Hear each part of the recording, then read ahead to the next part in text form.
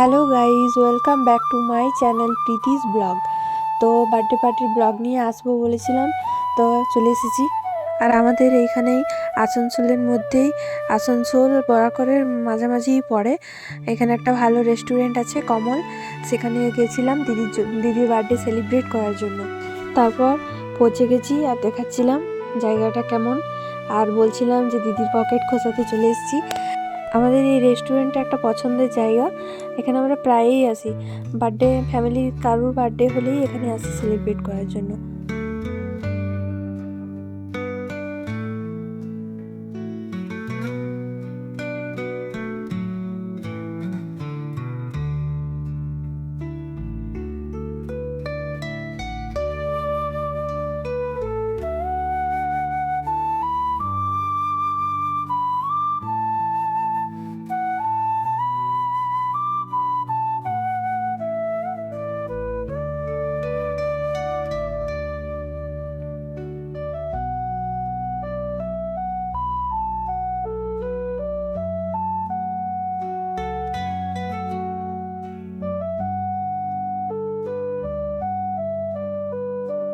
তারপর সবাই মিলে খুব মজা করে কেক কাটিং করলাম।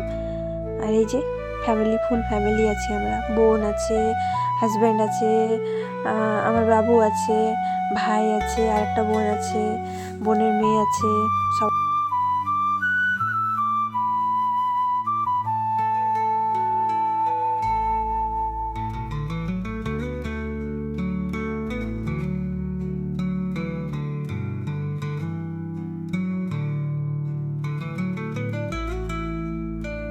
তারপর এই যে বলছিলাম যে আমাদের খাবার চলে এসেছে, আর এখানে খাবারের মেনুগুলো দেখাচ্ছিলাম যে কী কী খাবার অর্ডার করেছি আমরা।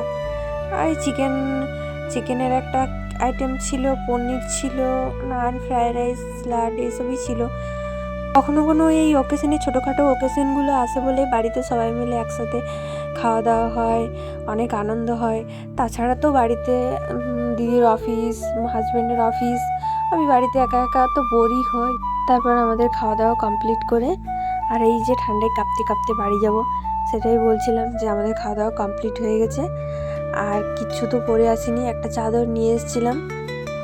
খাওয়া দাওয়া ডান, এবার বাড়ি যাওয়ার পালা। আর 11টা মোটামুটি বাজছে রাত্রি।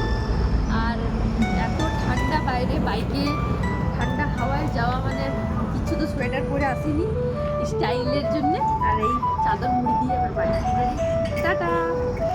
এই যে আমাদের পরিবারের ছোট্ট ছোট্ট মুহূর্তগুলি আপনাদের সাথে শেয়ার করছি। আর যদি আপনাদের ভিডিওটা ভালো লেগে থাকে তো একটা লাইক, কমেন্ট এবং সাবস্ক্রাইব করে যান। বাই বাই, আবার দেখা হবে নেক্সট ভিডিওতে। ততক্ষণের জন্য আপনারা ভালো থাকবেন, সুস্থ থাকবেন।